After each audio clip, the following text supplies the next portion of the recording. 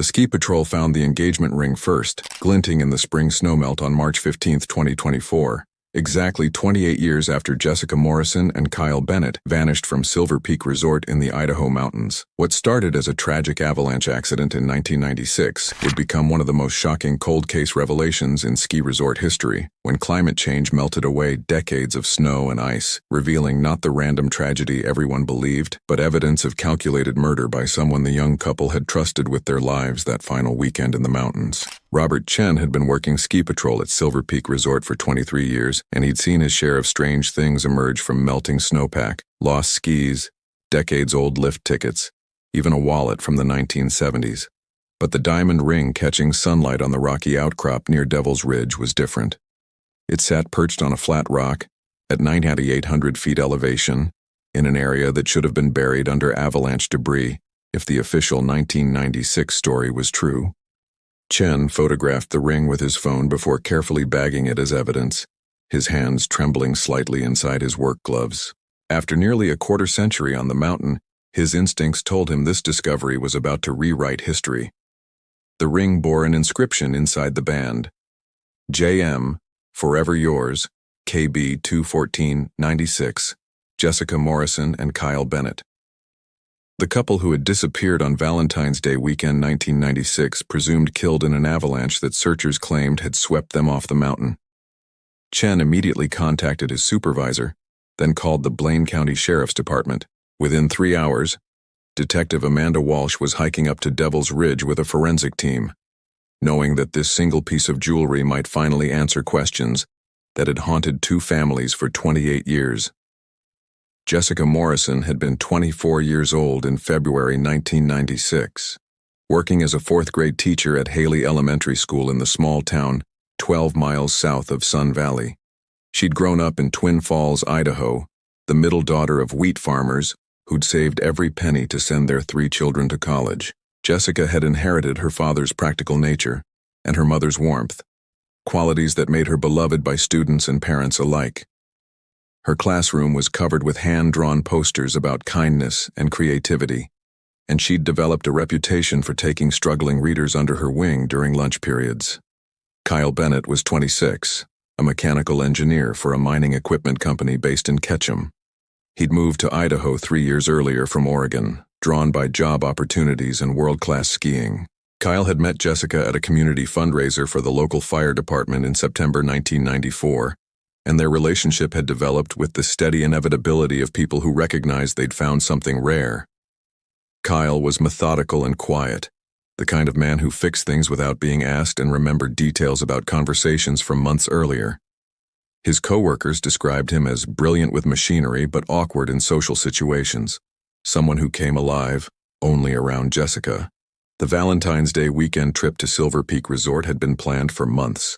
Kyle had saved $3,200 from his salary to afford 3 nights at the resort's boutique lodge, a significant expense for a young engineer living paycheck to paycheck. He'd confided in his brother Marcus that he planned to propose at sunset on Saturday, February 17th, at the summit of Silver Peak Mountain. Kyle had purchased the engagement ring in December, a modest half-carat diamond that represented 2 months of his salary. The jeweler in Ketchum who'd sold him the ring would later tell investigators that Kyle had returned 3 times to make sure the inscription was perfect, anxious that Jessica would love both the ring and the sentiment behind it. February 14, 1996, arrived with clear skies and temperatures hovering around 28 degrees, perfect conditions for the weekend ahead. Jessica and Kyle checked into Silver Peak Resort at 2:30 p.m., their room on the 3rd floor with a view of the mountain they'd be skiing for the next 3 days. Resort records showed they'd signed up for a private intermediate lesson on Friday afternoon with Mark Davidson, one of the resort's senior instructors. Davidson had been teaching at Silver Peak for 7 years, known for his patient teaching style and his encyclopedic knowledge of the mountain's terrain. The lesson began at 3 p.m. and lasted 2 hours, focusing on improving their parallel turns and building confidence for the more challenging intermediate runs. Other skiers on the mountain that afternoon would later tell investigators they'd seen the instructor working with a young couple, demonstrating technique and offering encouragement. Nothing about the interaction seemed unusual or uncomfortable. When the lesson ended at 5 p.m., Jessica and Kyle returned to their room to change for dinner, excited about the progress they'd made. Friday evening followed the script of a romantic getaway. They ate dinner at the resort's upscale restaurant, sharing a bottle of wine and talking about their future together. The server who waited on them remembered the couple because they seemed so genuinely happy, holding hands across the table and laughing at private jokes. After dinner, they walked through the resort's village area, window shopping at the expensive boutiques and watching other couples enjoy the Valentine's atmosphere. They returned to their room around 10 p.m., and nothing in their behavior suggested any awareness that they had less than 48 hours to live. Saturday morning broke cold and clear, with overnight snowfall adding 3 inches of fresh powder to the already excellent conditions. Jessica and Kyle were at breakfast by 7:30 a.m., eager to get on the mountain early before crowds arrived. They'd booked another private lesson with Mark Davidson for Saturday afternoon, but planned to ski on their own during the morning session. Resort lift records showed they took the main gondola up at 8:15 a.m., then spent the next 3 hours skiing intermediate runs on the front face of the mountain. The second lesson with Mark Davidson began at 1 p.m. on Saturday afternoon.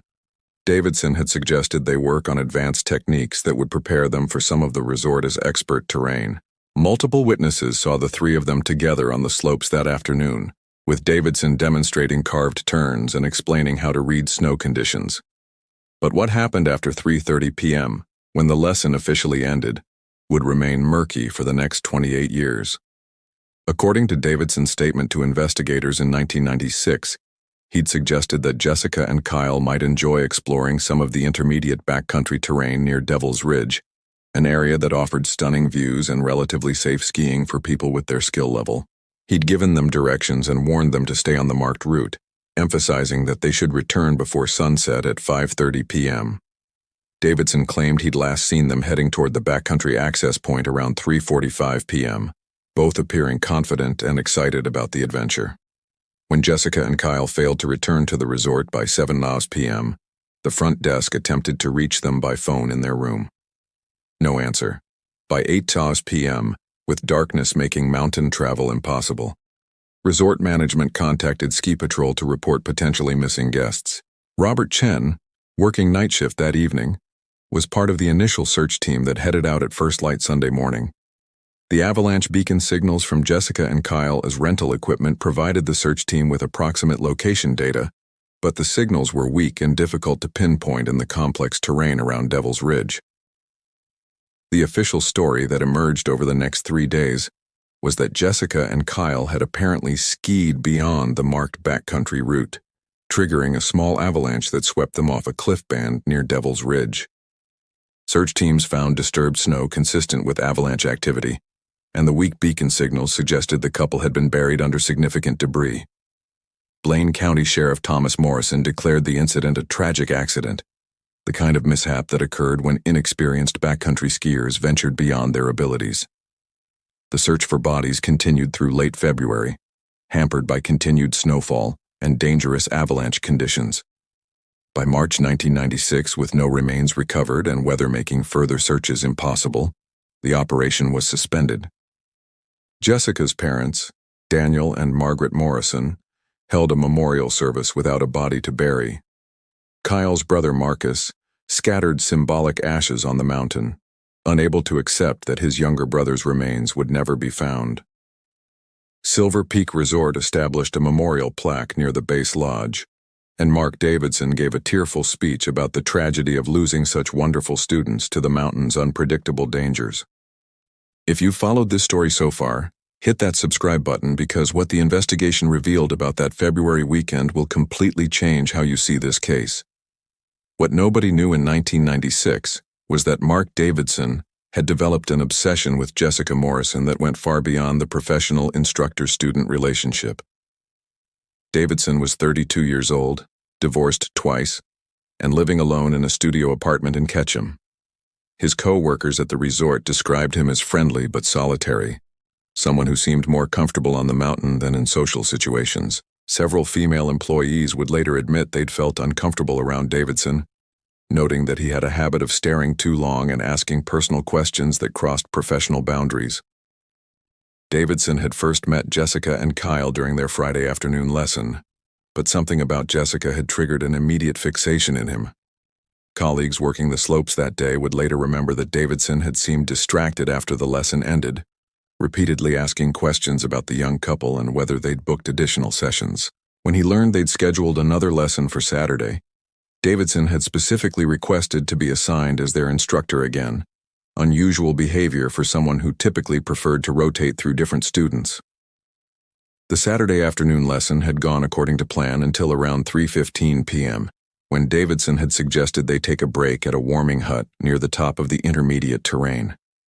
What transpired in that warming hut would remain Davidson's secret for 28 years, but evidence recovered in 2024 would paint a disturbing picture. Davidson had apparently made romantic advances toward Jessica, declaring his feelings and suggesting that she deserved someone who truly understood her passion for the mountains. When Jessica had rejected him firmly and threatened to report his inappropriate behavior, Davidson's obsession had transformed into rage. Kyle Bennett, protective of his fiancée and outraged by the instructor's conduct, had apparently confronted Davidson physically. The exact sequence of events would never be fully known, but forensic evidence suggested that a struggle had ensued in which Davidson, larger and more experienced in mountain survival, had overpowered Kyle. What happened next represented a calculated murder disguised as natural disaster. Davidson had used his intimate knowledge of the mountain's terrain and snow conditions to stage the perfect crime. He'd taken Jessica and Kyle's bodies to a remote area near Devil's Ridge, positioned them to look like avalanche victims, and then deliberately triggered a small avalanche using techniques he'd learned during his avalanche safety certification training. The debris had partially buried the bodies while obscuring any evidence of trauma that didn't match the avalanche narrative. Davidson had then carefully arranged the scene to support his story about the couple skiing beyond marked boundaries and making fatal mistakes. The genius of Davidson's plan lay in exploiting the mountain's natural dangers. Avalanche deaths were tragic, but common enough that investigators rarely questioned the official explanation. The difficulty of recovering bodies from backcountry avalanche sites meant that physical evidence would be minimal or non-existent, and Davidson's position as a respected instructor gave his testimony about the couple's final hours unquestioned credibility. For 28 years, his perfect crime remained buried under snow and ice, protected by the very mountain that had made it possible. Robert Chen's discovery of the engagement ring in March 2024 was the first crack in Davidson's carefully constructed fiction. The ring's location, perched on an exposed rock outcrop rather than buried in avalanche debris, immediately suggested that the official 1996 narrative had been wrong. Detective Amanda Walsh, assigned to investigate the cold case, brought in avalanche experts to analyze the site where the ring had been found. Their conclusion was unambiguous. The rock outcrop would have been exposed even in 1996, and no avalanche scenario could explain how the ring ended up in that specific location. Walsh's investigation expanded to include a comprehensive review of the original case files from 1996. What she discovered was a series of investigative shortcuts and assumptions that had allowed critical questions to go unasked. The avalanche beacon signals from Jessica and Kyle's equipment had been weak, but present for several days after their disappearance, suggesting the beacons had been deliberately damaged or buried in ways that didn't match typical avalanche scenarios. The search team's failure to locate bodies had been attributed to the complexity of the terrain, but Walsh realized that the searchers had been looking in the wrong places based on Davidson's misleading information about where the couple had been heading. The detective's breakthrough came when she obtained weather and snowpack data from February 1996. Climate records showed that the snowpack that weekend had been relatively stable, with low avalanche danger in the area where Jessica and Kyle supposedly died. The small avalanche that allegedly killed them would have required very specific triggering conditions that simply hadn't existed on that particular Saturday afternoon. Walsh consulted with Dr. Elena Rodriguez, a climatologist specializing in mountain snowpack analysis, who confirmed that the official avalanche explanation was scientifically implausible given the documented conditions. As Walsh dug deeper into Mark Davidson's background, she uncovered a pattern of concerning behavior that had been overlooked or dismissed in 1996. Davidson had been fired from a ski resort in Colorado in 1992, following complaints from female students about inappropriate comments and unwanted physical contact during lessons. He'd moved to Silver Peak Resort shortly afterward, and the Colorado incident had never been reported to his new employers. Several women who'd taken lessons from Davidson between 1993 and 1996 came forward after Walsh's investigation became public, describing experiences that ranged from mildly uncomfortable to overtly predatory. Most significantly, Walsh discovered that Davidson had quit his job at Silver Peak Resort in March 1996, just 2 weeks after Jessica and Kyle's disappearance. He'd moved to Jackson Hole, Wyoming, where he'd worked at a different resort for 3 years before leaving the ski industry entirely. By 2024, Davidson was 60 years old, working as a wilderness guide in Montana and living in a remote cabin outside Missoula. The detectives' research revealed that Davidson had never married again, had minimal social connections, and lived a solitary existence that suggested a man carrying heavy psychological burdens. The technological breakthrough that would finally expose Davidson's crimes came from an unexpected source. Climate change had dramatically reduced snowpack throughout the Idaho mountains, with average snow depth declining by nearly 30% since the 1990s. The warming temperatures had caused significant melting in previously stable areas, exposing terrain that had been buried under ice and snow for decades. In May 2024, 2 months after the engagement ring discovery, a group of researchers studying climate change impacts on mountain ecosystems made a discovery that would transform Walsh's investigation from compelling theory to prosecutable evidence. The research team, working near Devil's Ridge at an elevation of 10,200 feet, discovered fabric and equipment emerging from melting snow in an area that had never been searched in 1996. The items included a torn jacket with bloodstains, a broken ski pole, and fragments of a backpack containing personal belongings. Forensic analysis confirmed that the blood on the jacket matched Kyle Bennett's DNA, preserved by decades of freezing temperatures. More importantly, the location of these items was nearly a quarter mile from where Davidson had directed searchers in 1996, proving that his directions had been deliberately misleading. Dr. Michael Torres, the lead climate researcher who made the discovery, had been studying glacial retreat patterns in the Idaho mountains for his dissertation when his team stumbled upon the evidence. Torres would later describe the moment as surreal, finding himself standing over what was clearly a crime scene from decades past, while his equipment measured snow depth and temperature variations. His immediate recognition of the significance led him to photograph everything in place before calling authorities, understanding that the context of where items were found would be crucial to any investigation. The backpack fragments proved particularly valuable to investigators. Among the contents was Kyle's wallet, still containing his driver's license, credit cards, and a receipt from the jewelry store where he'd purchased Jessica's engagement ring. The receipt was dated December 15, 1995, and the handwritten note from the jeweler wished Kyle luck with his proposal. More haunting was a small notebook Jessica had been carrying, its pages protected from moisture by a plastic bag.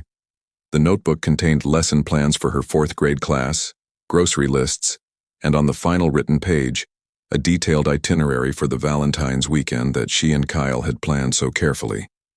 Detective Walsh spent weeks analyzing every item recovered from the melting snow, building a timeline of the couple's final hours that contradicted Davidson's account in crucial ways.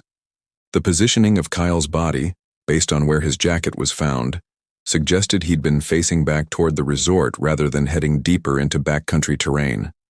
This detail implied that Kyle and Jessica had been trying to return when they encountered whatever had killed them, not venturing recklessly beyond marked boundaries as Davidson had claimed.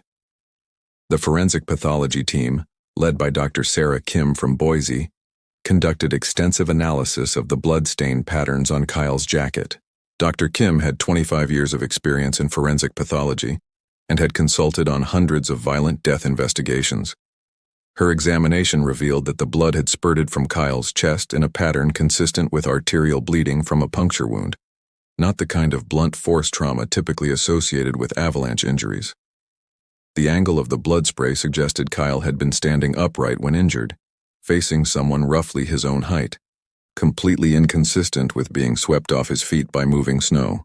Most damning was Dr. Kim's discovery of microscopic fragments embedded in the wound channel that had been preserved in the frozen blood. Under electron microscopy, these fragments matched the aluminum alloy composition used in ski poles, manufactured by a specific company in the mid-1990s. The pole had penetrated Kyle's chest with enough force to pierce his winter jacket, thermal layer, and clothing before entering his body between the fourth and fifth ribs. Dr. Kim concluded that the injury would have caused rapid internal bleeding and death within 15 to 20 minutes without immediate medical intervention, making it physically impossible for Kyle to have hiked any distance after being wounded. The analysis of Jessica's belongings told an equally tragic story. Forensic botanists examining plant material found in her jacket pockets identified species that grew at lower elevations than Devil's Ridge, suggesting she'd been at various locations on the mountain that day. Pollen analysis revealed traces from flowers that only bloomed in late morning sunlight, placing Jessica in specific areas at specific times that didn't match Davidson's description of their afternoon activities. These botanical details seemed minor, but they provided an independent timeline that exposed the inconsistencies in Davidson's account. Margaret Morrison received a call from Detective Walsh on a Tuesday afternoon in June 2024, asking if she could travel to Boise to identify items that had been recovered from the mountain. Margaret made the 4-hour drive with her eldest daughter Jennifer, now 56 and a nurse practitioner in Twin Falls. The items were laid out in a climate-controlled evidence room, each piece carefully preserved and documented. When Margaret saw Jessica's lesson plan notebook, the carefully formed handwriting so achingly familiar even after 28 years, she collapsed into a chair and wept with a grief that felt as fresh as it had in 1996. Jennifer Morrison Fletcher had been 32 years old when her younger sister disappeared, married with 2 children, and working at the same hospital where Jessica had been born. For 28 years, Jennifer had watched her mother's obsessive search for answers gradually consume her, transforming a vibrant farm wife into a shell of a person who could talk about nothing but the daughter she'd lost. Jennifer had urged her mother to accept the official accident narrative, to find peace in the idea that Jessica's death had been nature's random cruelty, rather than human malice. Learning that Jessica had actually been murdered, that someone had deliberately taken her life and then hidden behind lies for decades, felt like a betrayal of the acceptance Jennifer had worked so hard to achieve. Kyle's brother Marcus received similar notification from Detective Walsh. Marcus was now 54, divorced twice, and working as a project manager for a construction company in Portland. He'd never fully processed his brother's death, had never felt closure with the ambiguous ending of a body lost to the mountain. The discovery of Kyle's remains and the revelation of murder transformed Marcus's long-standing grief into a burning anger that he struggled to manage. He took a leave of absence from work and moved temporarily to Boise, determined to be present for every step of the investigation and to ensure that whoever killed his brother would face full accountability. The community impact extended far beyond the immediate families. Sun Valley and the surrounding towns had lived for 28 years with the tragic romance of the couple lost to the mountain, the Valentine's Day weekend that ended in heartbreak. Local newspapers had run anniversary pieces about the Morrison-Bennett tragedy, framing it as a cautionary tale about respecting nature's power and the importance of staying within marked boundaries. Learning that this narrative was a lie, that the community had been manipulated into accepting a false story while a murderer walked among them, shattered trust in ways that would take years to rebuild. Silver Peak Resort faced particular scrutiny as details emerged about Mark Davidson's employment history and behavior. Former employees came forward with stories they'd never shared publicly, describing Davidson's inappropriate comments about female guests, his tendency to isolate students from their partners during lessons, and his obsessive interest in the personal lives of attractive young women. Multiple former instructors admitted they'd felt uncomfortable around Davidson, but had never reported their concerns to management, assuming his behavior was merely awkward social skills rather than predatory intent. The resort's human resources director in 1996, Elizabeth Hartman, now retired and living in Boise, agreed to an interview with Detective Walsh that proved both revealing and devastating. Hartman explained that Davidson had been an excellent instructor from a technical standpoint, receiving consistently high ratings from students and generating substantial revenue for the resort. When isolated complaints about his behavior had surfaced, Management had addressed them through informal conversations with Davidson rather than formal disciplinary action, hoping to correct the issues without losing a profitable employee. Hartman's most painful admission was that she'd personally spoken with Davidson in January 1996, just weeks before Jessica and Kyle's deaths, about reports that he'd been asking personal questions of female students that made them uncomfortable. Davidson had been apologetic and promised to maintain more professional boundaries. Hartman had accepted his assurances and considered the matter resolved, never imagining that the behavior represented something far more dangerous than social awkwardness. The realization that a more aggressive response might have prevented the murders had haunted Hartman since learning the truth in 2024.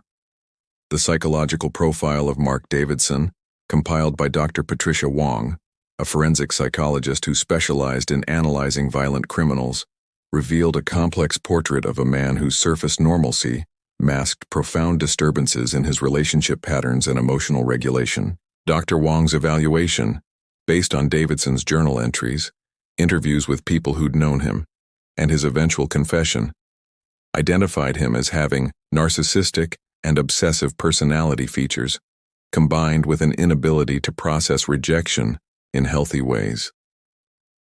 Davidson's 2 previous divorces had both followed similar patterns. He'd become intensely fixated on women he barely knew, pursued them with overwhelming attention, and interpreted their initial positive responses as deeper emotional connection than actually existed. When relationships inevitably failed to meet his unrealistic expectations, Davidson experienced the endings as personal betrayals rather than normal relationship dissolution. His ex-wives, interviewed by Dr. Wong, described a man who could be charming and attentive but who became possessive and controlling when feeling threatened or insecure. The crucial difference with Jessica Morrison was that she'd never been in a relationship with Davidson, had never reciprocated his feelings in any way, and was clearly committed to Kyle Bennett. Davidson's fixation on her had been entirely one-sided from the beginning, existing only in his distorted perception. Dr. Wong explained that for someone with Davidson's psychological makeup, this rejection felt catastrophic, threatening his sense of self-worth and triggering the violent response that led to 2 deaths. What made Davidson particularly dangerous was his ability to compartmentalize his actions and maintain a functional public persona while harboring dark obsessions. His 28 years of living with the secret demonstrated both the strength of his compartmentalization and its ultimate psychological cost. Dr. Wong noted that Davidson's journals revealed someone in constant psychological pain, using isolation and avoidance to prevent situations that might expose his secrets while never achieving genuine peace or redemption. The technology that ultimately solved the case represented a convergence of multiple scientific advances. The DNA analysis used on Kyle's blood had been impossible in 1996, when forensic DNA testing required much larger samples and could take months to process. By 2024, advanced STR analysis could extract usable DNA profiles from microscopic bloodstains, compare them against comprehensive databases, and return results in days rather than months. The preservation of biological material in frozen conditions had been crucial, creating a time capsule of evidence that remained viable for analysis decades after it would have degraded in warmer environments. The climate science that led to discovering the evidence represented its own technological evolution. Dr. Torres and his research team were using satellite imagery, ground-penetrating radar, and thermal mapping to track changes in mountain snowpack with precision impossible in previous decades. Their equipment could detect temperature variations of less than 1 degree Celsius and map snow depth changes down to centimeter accuracy. This technology, developed to study climate change impacts, had inadvertently become a tool for exposing crimes that perpetrators believed would remain hidden forever under permanent snow and ice. The intersection of climate science and criminal justice raised fascinating questions about how many other cold cases might be solved by environmental changes. Detective Walsh began collaborating with climate researchers across the western United States, identifying areas where retreating glaciers and diminishing snowpack might expose evidence from unsolved disappearances. By late 2024, 3 other potential cases had been identified in Colorado, Montana, and Washington, all involving people who disappeared in mountain environments and whose bodies had never been recovered. The trial preparation process required unprecedented coordination between multiple experts. Prosecutors needed to present complex scientific evidence about DNA analysis, blood spatter patterns, climate change, and forensic pathology in ways that a jury of ordinary citizens could understand and find compelling. The challenge was making 28-year-old evidence feel immediate and relevant, connecting 1996 technology limitations to 2024 capabilities, and explaining why justice delayed was still justice worth pursuing. District Attorney Jennifer Blackwood had built her career prosecuting violent crimes, but the Morrison-Bennett case represented unique challenges. She needed to prove beyond reasonable doubt that Mark Davidson had committed murders for which no eyewitnesses existed, no murder weapons had been recovered, and the defendant had maintained innocence for 28 years before confessing. The confession itself, while powerful, would be challenged by defense attorneys who would argue it had been coerced or was unreliable due to Davidson's deteriorating mental state. Blackwood's strategy centered on building an overwhelming circumstantial case that made Davidson's eventual confession the only explanation that fit all the evidence. She would present the timeline discrepancies, the misleading directions he'd given searchers, the evidence of prior inappropriate behavior, the physical evidence contradicting the avalanche narrative, and finally, Davidson's own words describing what he'd done and why. The goal was to take jurors on a journey from 1996's accepted truth through 28 years of hidden reality to 2024's devastating revelation. The defense team, led by public defender Michael Russo, faced a nearly impossible task. Davidson's confession had eliminated any possibility of claiming innocence, leaving them to argue for reduced charges or leniency in sentencing based on his eventual cooperation and the absence of premeditation. Russo's strategy was to present Davidson as someone who'd committed a terrible act in a moment of rage and emotional instability, then compounded it through panic and poor judgment rather than calculated evil. The argument was that Davidson deserved punishment, but not the maximum severity reserved for the most heinous criminals. The most damning evidence emerged from analysis of Kyle's jacket. The bloodstain patterns were inconsistent with avalanche trauma, showing instead a concentration of blood around the chest area that suggested a stabbing or puncture wound. Further examination revealed tiny fibers embedded in the jacket material that matched the composition of ski poles manufactured in the mid-1990s. The forensic pathologist who examined the evidence concluded that Kyle had likely been stabbed with a ski pole, a weapon that would have been readily available to Davidson, and could have been explained away as an accident if the bodies had ever been found.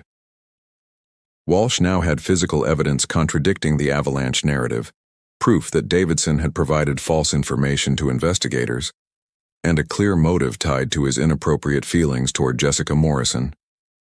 But building a murder case from 28-year-old evidence against a suspect who had carefully maintained his innocence for decades required more than circumstantial connections. The detective needed either a confession or evidence directly linking Davidson to the crime scene in ways that couldn't be explained innocently. The breakthrough came from an unlikely source: Davidson's own compulsion to revisit the scene of his crime.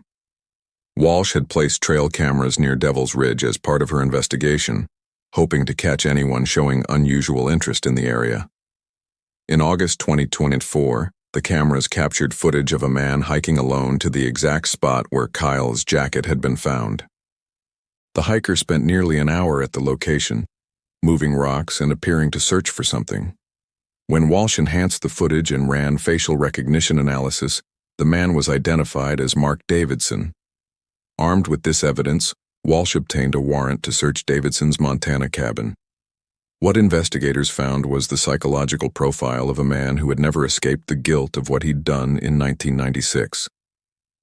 Davidson's bedroom contained newspaper clippings about the Morrison-Bennett case, including articles about the memorial services and the 10th and 20th anniversary remembrances.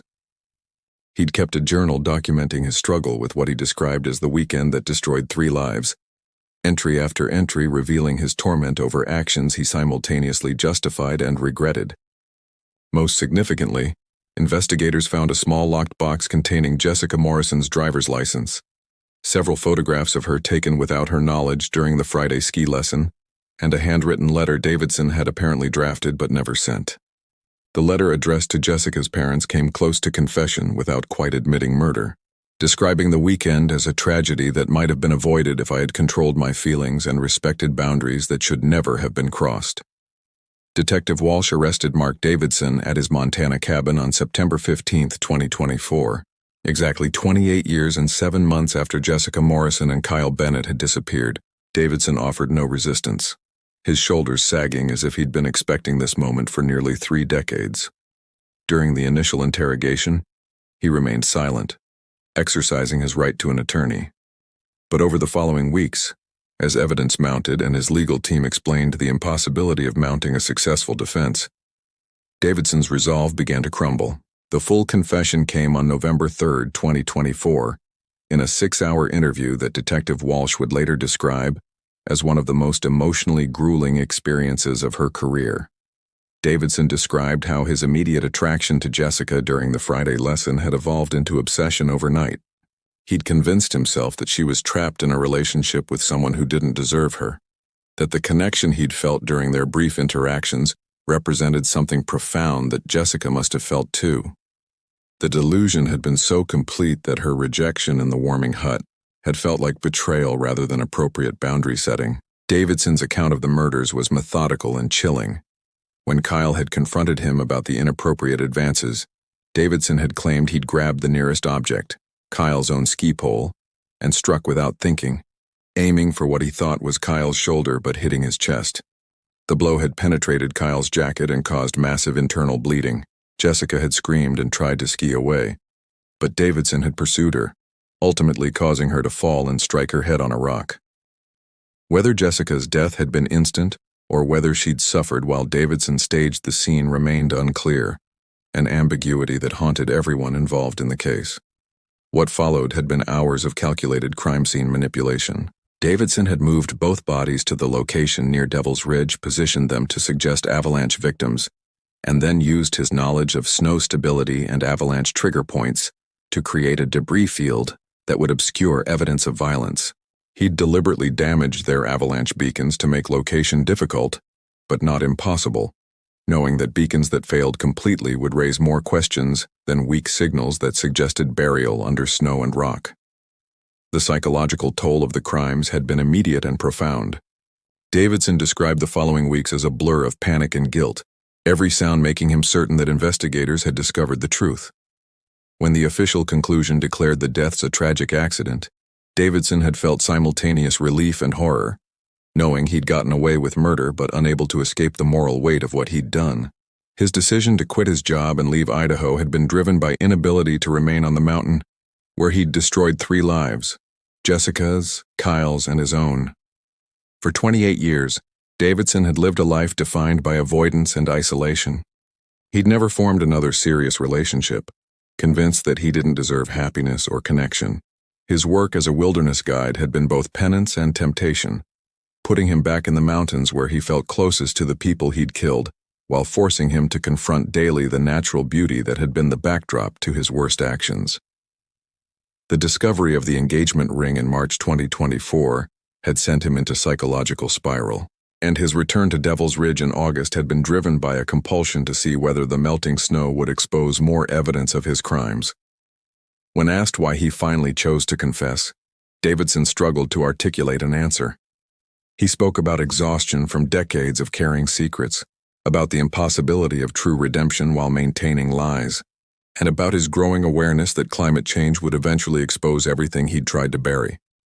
Most poignantly, he expressed hope that confession might allow Jessica's and Kyle's families to finally have closure, to know the truth about what happened, and to recover remains that could be properly buried. Whether this hope represented genuine remorse or another form of self-justification remained debatable. The most emotionally devastating testimony came from Jessica's former students, now adults in their 30s, who shared memories of her teaching and the impact she'd had on their lives.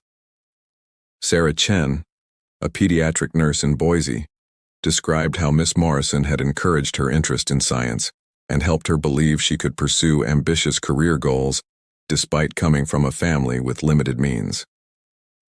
Robert Gonzalez, now a teacher himself, explained how Jessica's patience with his childhood reading struggles had literally changed the trajectory of his life, giving him confidence and skills that carried him through education and into a career helping other struggling students. The defense called Dr. Patricia Wong, the forensic psychologist who'd evaluated Davidson, to testify about his mental state and psychological makeup. Dr. Wong explained Davidson's personality disorders and his inability to process rejection in healthy ways, painting a picture of someone whose crimes resulted from psychological dysfunction rather than calculated malice. She described the profound guilt and psychological torment Davidson had experienced over 28 years, arguing that his eventual confession demonstrated genuine remorse and a desire to make amends for actions he deeply regretted. Michael Russo, in his closing argument, asked jurors to consider the totality of circumstances rather than focusing solely on the horrific nature of the crimes. He acknowledged that nothing could excuse or justify what Davidson had done, but argued that context mattered when determining appropriate punishment.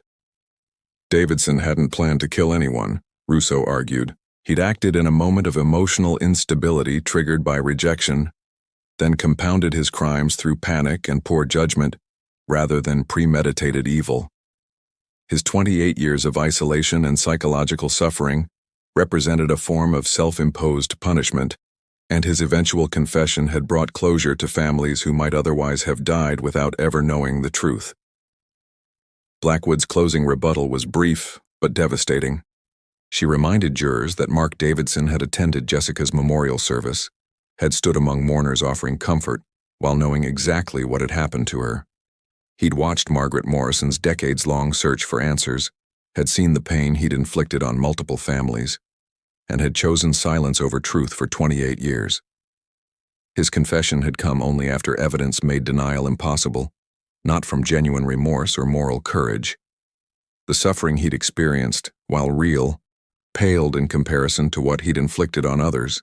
Jessica Morrison will never teach another child to read, Blackwood said, her voice steady despite the emotion visible in her expression. Kyle Bennett will never hold the children he and Jessica planned to have together. Their families will never stop wondering what might have been if Mark Davidson had simply accepted that not every woman he wanted would want him back. This defendant stole 28 years of closure from grieving families, and no amount of claimed remorse can give those years back. The jury deliberated for 4 hours before returning guilty verdicts on all charges. When the foreperson read the verdicts aloud, Margaret Morrison made a sound that was part sob, part prayer, her hands clutching the photograph of Jessica she'd held throughout the trial. Marcus Bennett sat motionless, tears streaming down his face, finally hearing the words he'd waited 28 years to hear. Guilty of murdering his brother Kyle. Guilty of murdering Jessica Morrison. Guilty of evidence tampering. Guilty of providing false information to investigators. Judge Maria Santos scheduled sentencing for 2 weeks later, allowing time for victim impact statements and for the probation department to prepare pre-sentence reports. During those 2 weeks, Davidson remained in county jail, reportedly declining all interview requests and spending most of his time writing what his attorney described as letters to the families of his victims. Whether those letters would be delivered, and whether the families would choose to read them, remained uncertain. The sentencing hearing drew even larger crowds than the trial itself, with people traveling from across Idaho and neighboring states to witness the conclusion of a case that had captivated national attention. Margaret Morrison, now 79 and frail from decades of stress and grief, insisted on reading her victim impact statement personally, despite her daughter Jennifer's concerns about her health. She approached the podium slowly, leaning on a cane, and stood facing Mark Davidson directly for the first time during the entire legal process. "You took my daughter from me on February 17, 1996, Margaret began, her voice wavering but determined. "But what you couldn't take was my memory of who she was, the love she gave to everyone around her, and the legacy she left in the hundreds of children she taught. Jessica believed in second chances, in forgiveness, in seeing the best in people. She would probably want me to forgive you, Mr. Davidson. But I'm not Jessica. I'm her mother, and I've spent 28 years searching for answers you could have given me at any time. You watched me grieve. You attended her memorial. You knew what you'd done and you said nothing. I hope you spend every remaining day of your life thinking about what Jessica and Kyle could have been, the family they could have raised, the lives they could have touched. That's the only justice I have left to ask for. Marcus Bennett's statement was shorter but equally powerful. He described Kyle as his best friend and protector, the older brother who had taught him to ride a bike and helped him with homework and encouraged his dreams. He spoke about the hole Kyle's disappearance had created in his family, how holidays became painful reminders of absence, how every family milestone was tinged with grief over the brother who should have been there. Most importantly, Marcus addressed the 28 years of uncertainty, of not knowing whether Kyle had suffered, whether he'd been afraid, whether his death had been quick or prolonged. The truth, when it finally came, was somehow worse than what I'd imagined, Marcus said, looking directly at Davidson. Knowing that Kyle was killed by someone he trusted, someone he'd paid to teach him how to be safer on the mountain, that's a betrayal I'll never fully process. But at least now I know. At least now I can visit his grave and tell him his killer is in prison. That's more than we had for 28 years, so in that sense I suppose I should thank you for finally telling the truth. But mostly I just want you to understand that you didn't just kill 2 people in 1996. You killed the versions of us who existed before that weekend, the people we might have become if you hadn't destroyed our families. Judge Santos took the bench after all victim statements had been read, her expression grave as she prepared to impose sentence. She acknowledged the defense's arguments about Davidson's psychological issues and eventual cooperation, but emphasized that the nature and duration of his crimes demanded the severest possible punishment. She sentenced Davidson to 2 consecutive life terms without possibility of parole for the murders, with additional consecutive sentences for evidence tampering and providing false information to investigators. The sentence ensured that Mark Davidson, now 61 years old, would spend the remainder of his life in prison with no possibility of release. In her sentencing statement, Judge Santos addressed Davidson directly, noting that while his eventual cooperation had helped bring closure to grieving families, nothing could mitigate the calculated nature of his crimes or the decades of suffering he'd caused through his silence. She spoke about the breach of trust inherent in his position as a ski instructor, someone specifically employed to keep students safe, and how he'd exploited that trust to commit and conceal murder. Most pointedly, she noted that Davidson's confession had come only when evidence made denial impossible, not from genuine remorse or moral courage. As bailiffs led Davidson from the courtroom for the final time, he turned briefly toward where Margaret Morrison and Marcus Bennett sat. Whether he was seeking eye contact or simply looking back at the life he was leaving behind remained unclear. But both family members looked away, denying him even that final acknowledgement. The courtroom emptied slowly, people lingering as if reluctant to leave the space where justice had finally been served after nearly 3 decades of waiting. The trial provided a public forum for examining how one man's obsession and inability to accept rejection had resulted in 2 deaths and decades of suffering for multiple families. Psychological experts testified about the cognitive distortions that had allowed Davidson to justify his actions and the emotional toll of maintaining such devastating secrets for 28 years. The testimony painted a portrait of a man who was neither a monster nor a victim, but a human being who had made catastrophic choices and spent the rest of his life unable to escape their consequences. The verdict came after just 4 hours of jury deliberation. Guilty on 2 counts of first-degree murder. Guilty on multiple counts of evidence tampering and providing false information to investigators. Judge Maria Santos sentenced Davidson to 2 consecutive life terms without possibility of parole, ensuring that he would spend the remainder of his life in prison. In her sentencing statement, Judge Santos noted that while Davidson's eventual cooperation had helped bring closure to grieving families, nothing could mitigate the calculated nature of his crimes or the decades of suffering he'd caused through his silence. The Morrison and Bennett families released a joint statement expressing gratitude to Detective Amanda Walsh, to Robert Chen for his crucial discovery, and to the climate researchers whose work had inadvertently provided evidence that solved the case.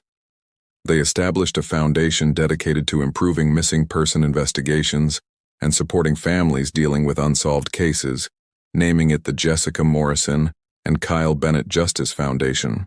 The Foundation's work would focus particularly on cases involving wilderness disappearances, where difficult terrain and investigative challenges often allowed crimes to go unsolved.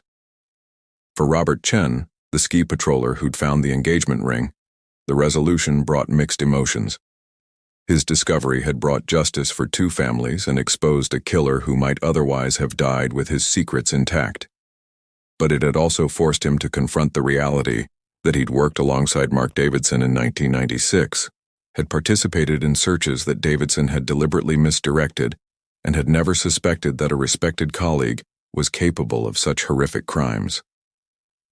Chen's experience highlighted how predators often hide within trusted positions, using their authority and insider knowledge to commit crimes and avoid detection.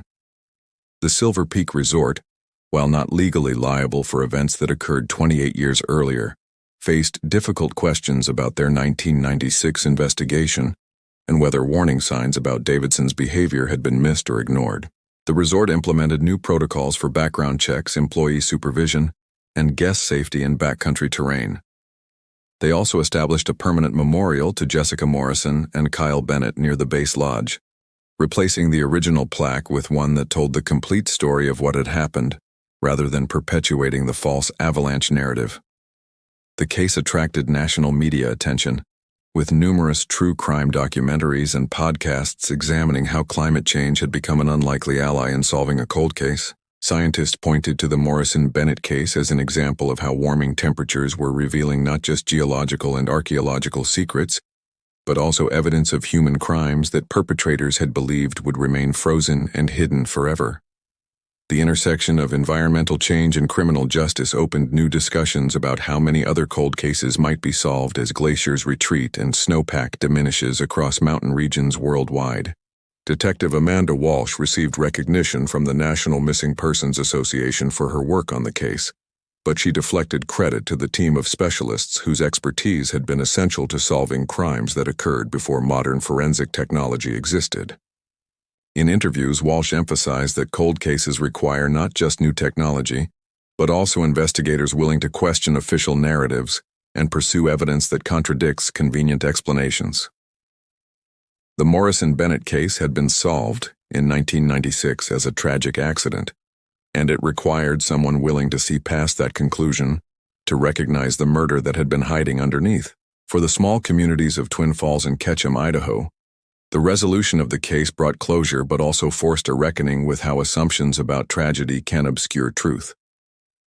Many residents remembered the memorial services and community fundraisers held in 1996, the collective grief over what everyone believed was a terrible accident, learning that Jessica and Kyle had actually been murdered by someone they'd trusted, someone who'd stood among mourners and accepted condolences while knowing exactly what had happened, challenged fundamental assumptions about human nature and the reliability of official investigations.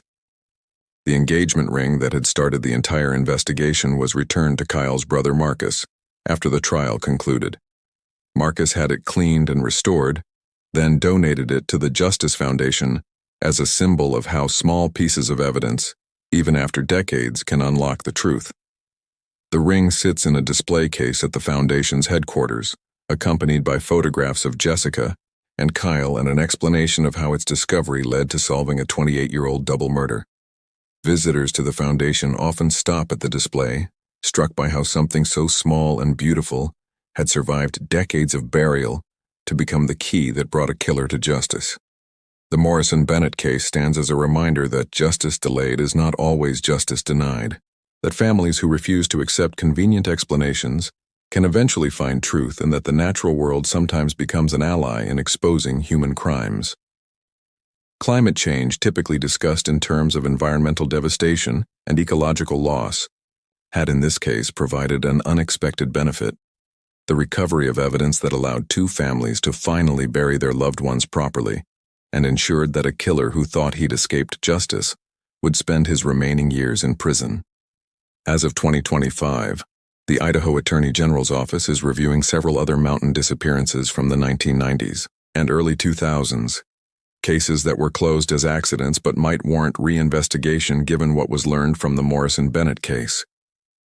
Detective Walsh has been appointed to lead a special cold case unit focused specifically on wilderness deaths, with a mandate to re-examine official narratives and apply modern forensic techniques to evidence that might have been inadequately analyzed decades earlier. For Daniel and Margaret Morrison, who had spent 28 years wondering what happened to their daughter during that Valentine's Day weekend, the answers brought both peace and pain. They finally knew the truth, could properly grieve, and could visit Jessica's grave knowing her body was actually there rather than lost somewhere on a frozen mountain. But they also had to confront the reality that their daughter's death had been preventable, the result not of nature's indifference but of one man's inability to accept rejection and his willingness to kill rather than face consequences for inappropriate behavior. The final words belong to Kyle Bennett's brother Marcus, who spoke at the sentencing hearing about what his family had endured and what they'd learned from 28 years of uncertainty followed by devastating clarity. He described the pain of losing Kyle, the additional suffering of not knowing what had happened, and the complex emotions that came with finally having answers. But he also spoke about resilience, about how his family had refused to let grief define them even when they had no closure, and about their determination to ensure that Jessica's and Kyle's deaths would contribute to preventing similar tragedies in the future. The melting snow that revealed the engagement ring and ultimately exposed Mark Davidson's crimes continues each spring as climate change transforms the Idaho mountains and exposes secrets that have been buried for decades. Each new revelation serves as a reminder that truth, like water, eventually finds its way to the surface, and that justice, however delayed, sometimes arrives on the wind of unexpected change.